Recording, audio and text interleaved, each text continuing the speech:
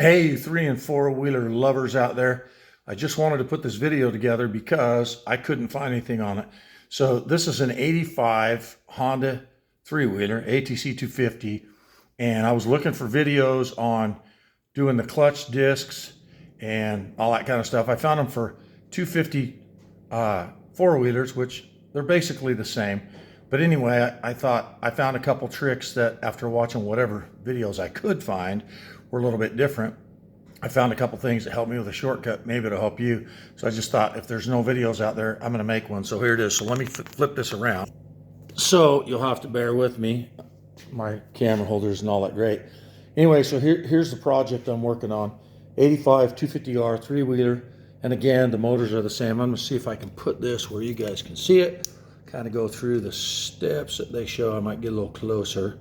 So what it says when you go through the process, you first got to start off, do a few things. Hopefully you can see this right here. I'm going to jump back here and make sure you can see that. I think you can.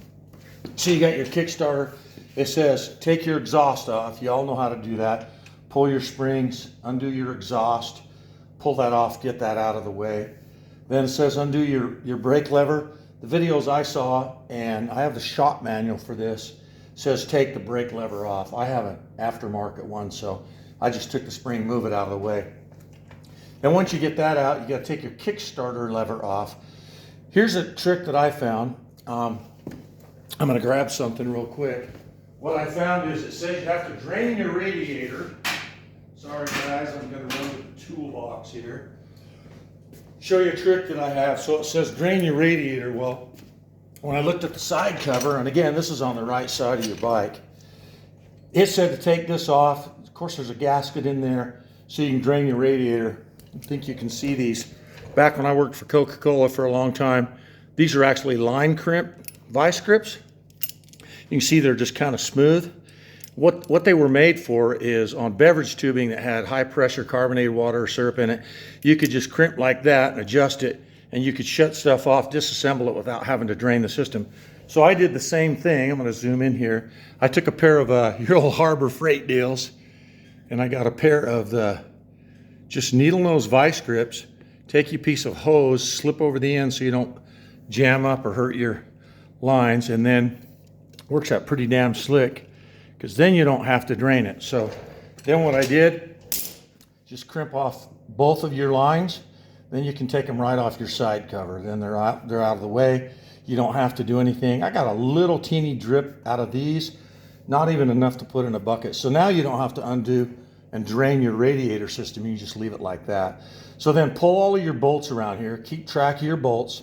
There are two that are longer. They're all the same on this model. And again, the 250, 85 and 86 is the same. The 4-wheeler, I believe the 86 through, don't quote me, 87 is the same. Pull those off. I'll have to look at my notes. I think there's one that was a little longer here and one that was here. The rest of them are the same, so make sure you keep track of those. And of course, I forgot to say this, common sense. You have to drain the oil out of the crankcase, no big deal.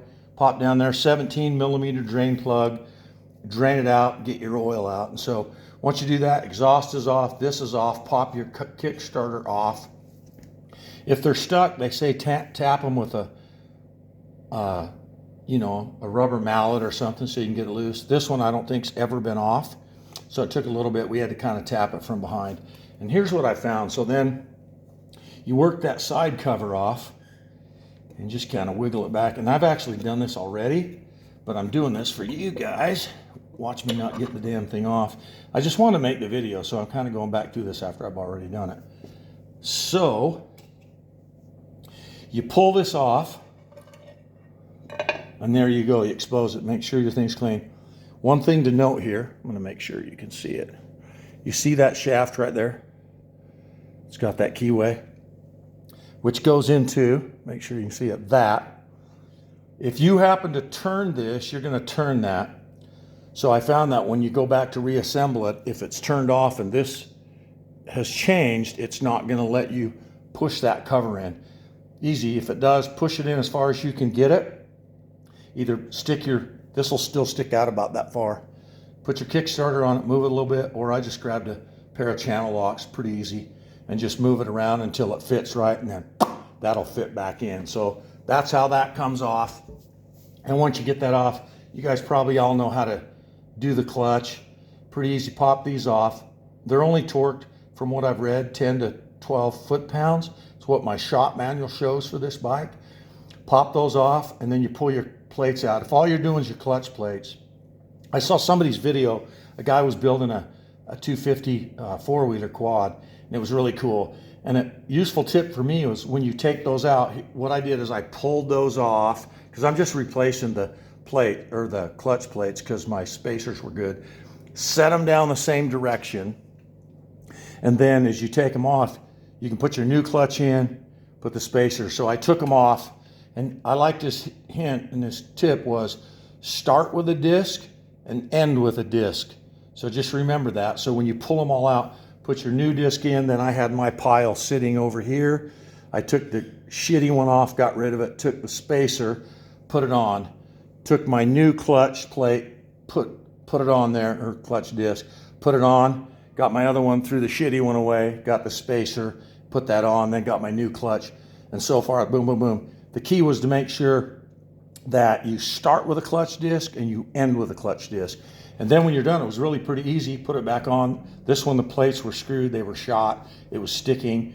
And then once you get it off, then you just put this back on. These springs, they'll come off, they'll come with a spring. I used an impact, worked out slick, put on there, pulled them all off, put my new ones back in. They did say, you know, there's a controversy on your clutch plates. Some guys say soak them overnight. I've seen a lot of them. Some people even actually put them in dry. The one video I saw was pretty cool. The guy rebuilding the 250X or whatever it was, TRX.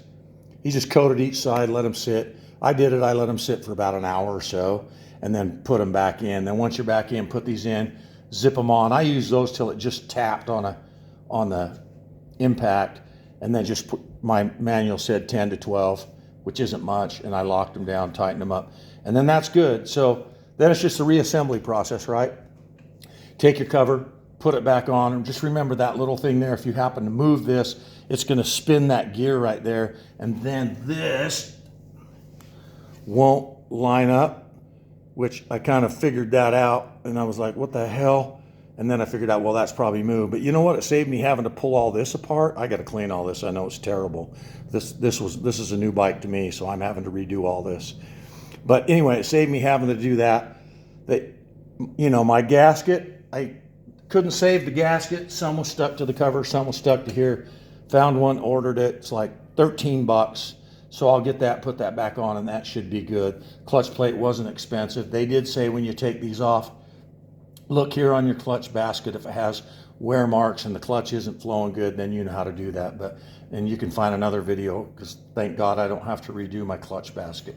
So then just reassemble it. I like it because then you can put your radiator lines back on and, you know, reverse the process, put it back together. But anyway, so I just want to share it because I couldn't find anything on this specific to tell me. And I know there's a ton of 250R guys out here, because these things are super rare and everybody wants them.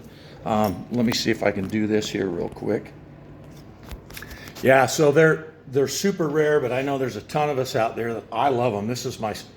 I've had them all my life. I just picked this one up to add to my collection. But anyway, hopefully that helps. If you're looking for that, if you need or have questions, put them on there. I'm happy to help, because you guys on the internet have helped me on all kinds of shit, and so I want to pay it forward. Anyway, hope it helps, and take care, and I'll see you on the next video, man.